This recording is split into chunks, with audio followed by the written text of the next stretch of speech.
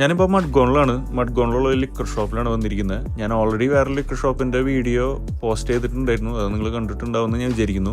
ഇത് മഡ്ഗോണിലുള്ള ലിക്കർ ഷോപ്പാണ്. ഇവിടെയും ടോട്ടലി ഡിഫറെൻ്റ് ആയിട്ടുള്ള പുതിയ തരം ലിക്കറുകളൊക്കെയാണ് നമുക്ക് കൂടുതൽ കാണാൻ സാധിക്കുക. ഒരു ഷോപ്പിലുള്ളതായിരിക്കില്ല മറ്റൊരു ഷോപ്പിൽ. ഇപ്പോൾ JD ഒക്കെ ഇവിടെ 3200, അതും പല ഫ്ലേവറിൽ പല സംഭവങ്ങളിൽ കയറ്റി കിട്ടുന്നത്. അതുപോലെ തന്നെ ബ്ലാക്ക് ലേബിളുണ്ട് പലതും, അതൊക്കെ ഈ 3300, 3200 ആ റേഞ്ചിലാണ്. പിന്നെ അതിന് പുറമെ വേറെ ഒരുപാട് തരം ലിക്കറുകൾ നമുക്കിവിടെ കാണാം. പേര് പറഞ്ഞാലും തീരില്ല, അത്ര അധികം ഉണ്ട്. അങ്ങനെ ഗോവയിലത്തെ ലാസ്റ്റ് ഡേ ആണ്. അപ്പോൾ ലാസ്റ്റ് ഡേ ആയതുകൊണ്ട് തന്നെ എന്തെങ്കിലുമൊക്കെ ഒന്ന് പർച്ചേസ് ചെയ്യണം എന്നുള്ളൊരു പ്ലാനിലാണ് ഞാനിവിടെ വന്നിരിക്കുന്നത്. ഏത് ജ്യൂസ് ചെയ്യണം എന്നുള്ള കൺഫ്യൂഷനിലാണ്. എന്തായാലും നിങ്ങളിത് മൊത്തത്തിലൊന്ന് കണ്ടിട്ട് പോയോ.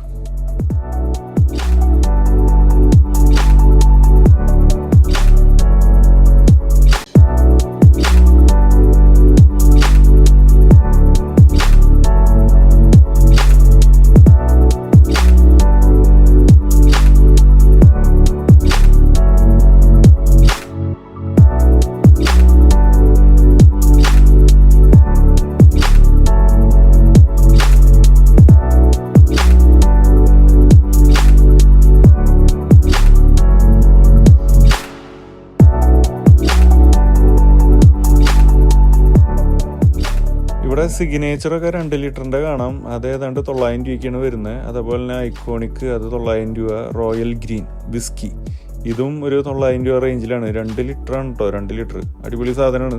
ഞാൻ ഓൾറെഡി വാങ്ങി ഉപയോഗിച്ചിട്ടുള്ളതാണ്. അപ്പോൾ അതുകൊണ്ട് തന്നെ ഈ പോണ വഴിയിൽ ഇതും കൂടി എടുത്തിട്ട് പോകാമെന്ന് വിചാരിച്ചു. പിന്നെ ഓൾഡ് മങ്ക് 585 രൂപയുള്ളൂ, അതും 2 ലിറ്റർ സാധനത്തിന്. എന്തായാലും ഗോവ നമ്മൾ ഓരോ നിമിഷവും അത്ഭുതപ്പെടുത്തിക്കൊണ്ടിരിക്കുകയാണ് ഈ ലിക്കറുകളുടെ വിലയുടെ കാര്യത്തിൽ.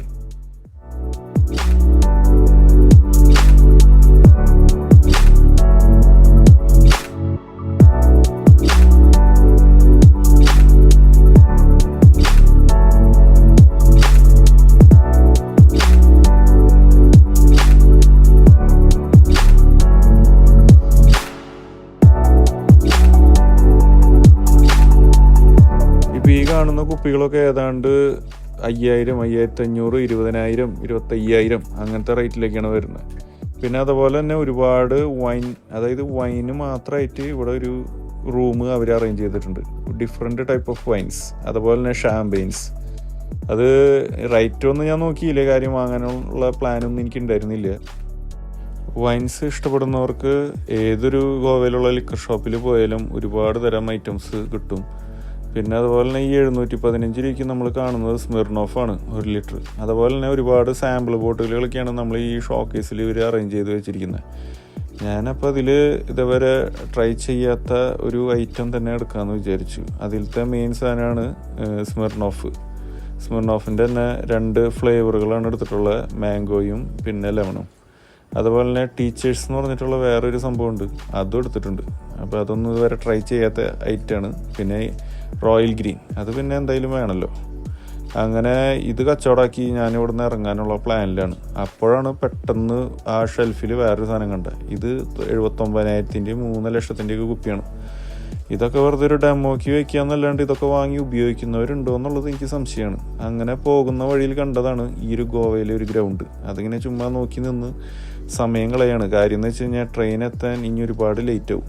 അങ്ങനെ നമ്മൾ ഉച്ചലത്തെ ഫുഡും കഴിച്ച്, ഇതിൽ മെയിനായിട്ട് ഇവരുടെ റൈസും പിന്നെ ഒരു റവയൊക്കെ ഇട്ടിട്ടുള്ളൊരു മീൻ വറുത്തതും പിന്നെ സാലഡും ഒരു ഫിഷ് കറിയും, കേരള സ്റ്റൈലും നല്ലൊരു ഗോവൻ സ്റ്റൈൽ മീൽസ്. അങ്ങനെ കോവാല ബീച്ചിലേക്കാണ് ഞാനിപ്പോൾ വന്നിരിക്കുന്നത്.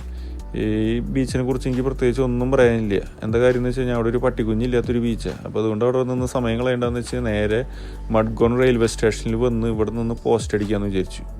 അങ്ങനെ ഇവിടെ എത്തിയപ്പോൾ ഇത്തിരി നേരത്തെ പോയി. അപ്പോൾ അതുകൊണ്ട് തന്നെ ഇവിടെ മഡ്ഗോണിൽ ഇവിടെ മറ്റേ റെയിൽവേയുടെ തന്നെ റൂംസ് അവൈലബിൾ ആണെന്ന് പറഞ്ഞു കേട്ടു. അപ്പോൾ അങ്ങനെ റൂം തപ്പിപ്പോയിപ്പോൾ അവിടെ ഫുള്ളെന്ന് പറഞ്ഞ ബോർഡാണ് കണ്ടത്. അപ്പോൾ ഒന്നും നോക്കിയില്ലേ, അവിടെ നിന്ന് വീണ്ടും ഇറങ്ങി അവിടെ അപ്പുറത്ത് ഒരു ഡോർമെട്രി ഉണ്ടായിരുന്നു. ഇവിടെ വന്ന് റൂം എടുത്തു 500 രൂപ, അതും 24 മണിക്കൂറിന്. ഇതാണ് ഈ സാധനത്തിൻ്റെ പേര്. നിങ്ങൾക്ക് അടുത്ത പ്രാവശ്യം മഡ്ഗോണിൽ വന്നിട്ട് ഇതുപോലെ പോസ്റ്റ് കിട്ടുകയാണെന്ന് വെച്ച് കഴിഞ്ഞാൽ നിങ്ങൾക്ക് സ്റ്റേ അടിക്കാൻ പറ്റിയ സ്ഥലവും അതുപോലെ തന്നെ തൊട്ടടുത്ത് തന്നെ ഒരു ജ്യൂസ് കടയുണ്ട്. അങ്ങനെ രാത്രിയായപ്പോൾ ഡിന്നർ കഴിക്കാമെന്ന് വിചാരിച്ചു.